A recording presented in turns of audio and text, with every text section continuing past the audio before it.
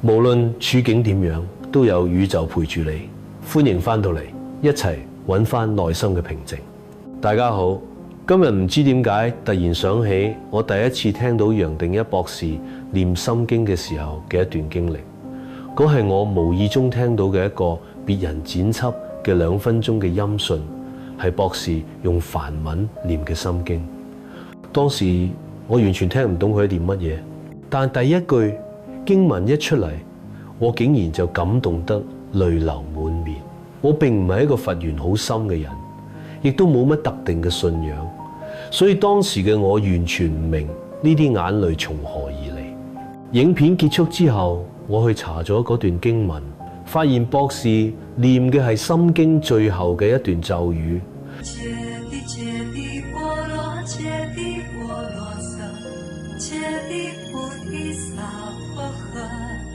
對於呢段經文喺度講乜嘢，有好多唔同嘅詮釋。直接翻譯就係去吧，去吧，去到彼岸，徹底到達彼岸，進入圓滿。嗰陣時嘅我，其實亦都只能理解呢啲字面意思。對於彼岸係咩，圓滿又係咩，心裏仲係有啲模糊。後來我接觸到更多關於心經嘅講解，特別係體佛法師嘅開示，先至慢慢明白嗰段咒語其實並唔係為咗理解而存在嘅。體佛法師話，心經最後呢一句咒語其實並不該被翻譯，因為佢並冇邏輯層面嘅寓意，而係一種音波嘅共振，係一種直接與本心相應嘅震動頻率。佛法中稱呢一類咒語為陀羅尼。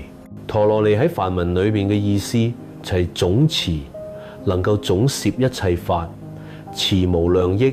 呢類音聲唔係普通嘅語言，而係使法界共通嘅語言，亦即係話唔只係人類，而係所有眾生都能聽懂。唔係因為佢哋識字義，而係因為呢種音訊本身就同一切存在深層嘅心性相應。所以體佛法師話，真正念心經嘅人，到最後可能只返呢段咒語。呢個並唔係話前邊嘅經文不重要，而係話當你慢慢識咗心經講嘅係乜以後，自然會知道佢最終指向嘅不係語言，而係一種超越語言嘅覺知。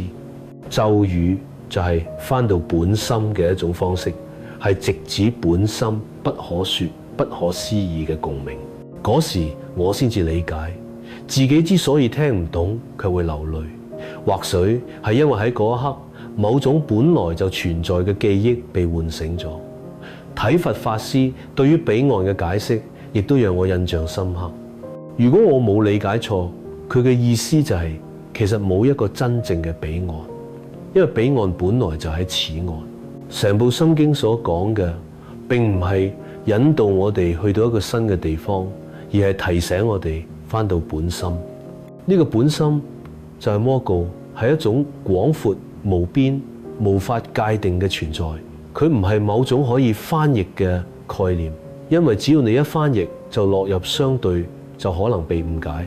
好多人將魔記簡單理解為好大好大，但體佛法師話嗰種大仲唔夠，因為再大嘅大都係相對嘅，而摩訶所指嘅係絕對嘅廣大，係無法比較無法定義嘅純粹本體。勉強嚟講，也許就好似虛空，但連虛空都裝唔到摩訶，只能攞嚟類比。如果本心就係咁樣一個超越語言、超越概念嘅魔果，咁此岸同彼岸仲有區別咩？所謂去到彼岸，其實真正嘅意思就係回到你嘅本心。所以如果我哋只係從字面把波羅蜜多理解為到彼岸，就會把佛法變成一種追求，而忽略咗佢真正要引導我哋嘅係返到當下，回歸本心。然而喺現實生活中，我哋嘅習慣幾乎全係相反嘅。從小到大，我哋被訓練去尋找答案，遇到問題就去問老師、查資料、請教權威。成年後，呢一種向外尋求嘅模式早已根深蒂固。於是我哋試圖用更多知識解決迷惘，用更大嘅成就填補不安，想揾到一個能帶嚟確定感嘅方法或者依靠。呢個亦都讓好多人喺度追求靈性嘅路上走咗好遠，卻仲係感覺揾唔到方向。有人遠行印度、喜馬拉雅，參加一場又一場課程，學咗好多技巧同埋理論。呢啲努力都可以理解，亦都不該被否定。但可能好少人意識到，嗰個一直喺度尋找答案嘅我，其實就係答案本身。博士神你話，真正嘅老師唔係你去揾嘅，係當你嘅心準備好咗，老師自然會出現，甚至可以講係老師嚟揾你。當然嗰啲外在嘅尋求亦都冇乜錯，佢哋只係讓我哋最終明白，我哋以為答案喺好遠嘅地方，但係最後發現佢一直就喺自己心中。當我哋話所有嘅答案其實都喺你心裏邊，好多人可能會下意識同意，但係同時亦都會感到疑惑。如果真係咁點解我哋仲會咁困惑、咁不確定咁嘅自己真係可以得到答案咩？但楊博士卻講，你本來就無所不在、無所不知、無所不能。呢句說話聽上嚟係咪有啲不可思議？好似喺度形容神。我認為佢真正想表達嘅係，當你唔再將自己局限喺呢個身體、呢個角色、呢啲念頭裏面，你會發現你嘅本質係一種純粹嘅覺知，係超越時間、空間同個體經驗嘅存在。呢種覺知冇邊界，亦都唔需要學習就能知道。就好似你醒住嘅時候，唔需要人哋話俾你聽，你醒咗，你自然就知道。佢唔係某種知識或者技能嘅累積，而係一種回歸，回到嗰個原本完整、自在、無限嘅自己。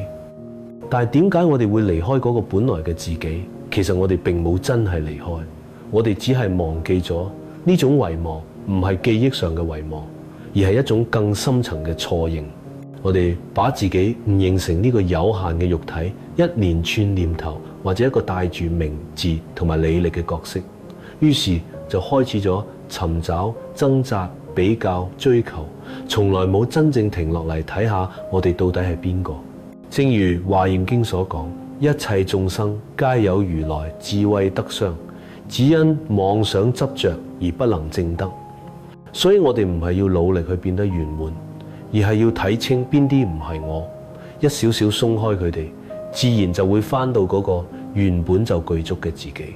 你可以試住觀察自己日常嘅煩惱。我哋點解焦慮？點解怕自己唔夠好？點解努力讓別人哋肯定我哋？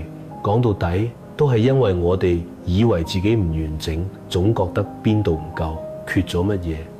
但如果你真係相信自己本來就圓滿，嗰一切比較、證明、累積或者根本就唔需要。呢個時候你可能會問出一個更根本嘅問題：如果我本來就完整，咁我而家個恐懼係邊度嚟嘅呢？楊博士話過一句讓好多人感到困惑嘅話：只要你認為呢個世界係真實嘅，業力就對你成立。換句話講，只要我哋仲把呢個世界、呢個身份、呢個小我當作真實存在，就會自然地捲入其中，被一層層嘅慾望、追求同焦慮帶住走。我哋越是覺得某件事重要不可或缺，反而越容易俾佢困住。好多人都喺度試圖活得更好，我哋努力工作，追求成績、地位、收入，希望能夠有一個更舒適嘅環境或者更安穩嘅未來。也許喺達成某件事嘅嗰一刻，我哋確實感到滿足，但係呢種滿足感通常好快就過去啦。隨之而來嘅係新嘅渴望、更高嘅目標或者更深嘅空虛感。我從細就一路對哲學、靈性嘅作品好感興趣。大約10年前，我接觸咗克里希亞穆提嘅作品，覺得如獲至寶，一口氣讀完咗佢嘅一系列作品，仲常常反覆翻閱。課室有一句著名嘅教導：真理係無路之徑。佢不斷強調真理不能靠任何既定嘅方法或者教條獲得，必須由個人親自去體驗、去觀察、去發現。我當時就好認同佢嘅觀點，卻都常常陷入一種深深嘅困惑。讀書嘅時候，我似乎完全明白咗佢講緊乜，但一合上書本，返到現實生活度，嗰種理解又迅速消失不見。我心裏明白佢嘅教導唔係我嚟記住嘅，而係要活出嚟嘅。但對當時嘅我嚟講，可能係因為年紀尚輕，亦都可能係內在慣性太深，我始終冇法真正落實。主管明知道答案要靠自己去發現，我仍然下意識咁向外尋找指引同埋依靠。當然呢個唔係客室嘅教導有問題，而係我嘅心仲未有準備好，好多理解都只係停留喺頭腦裏邊。於是我成日會問自己，既然我已經識咗咁多嘅道理，點解生活仲係一樣困惑、焦慮甚至痛苦？直到後來陸續接觸咗好似楊定一博士、艾克哈特托勒、拉瑪那馬哈西、黎爾納等好多靈性導師嘅教導，亦都開始了解一啲佛法，聆聽咗幾位我非常敬佩嘅佛法老師嘅開示，越發感受到佛法嘅浩瀚與深邃。佢哋嘅教導讓我重新睇清咗好多我原以為早已明白嘅觀念，並讓我逐漸開始睇見一個更根本嘅方向。原來呢一切嘅尋找，從來唔係為咗到達某個終點，唔係為咗變成一個更好嘅人，亦都唔係為咗獲得某種特別嘅解答，而只係為咗讓我哋諗起嚟，我哋本來乜都冇失去，我哋從來就係完整嘅。我哋下一集再傾多啲關於身心靈嘅事情。如果大家鍾意，就請按讚同分享呢一條正念嘅視頻，希望可以喺水瓶座年代裏面，讓更多人能量得到提升，更多人走向覺醒嘅道路。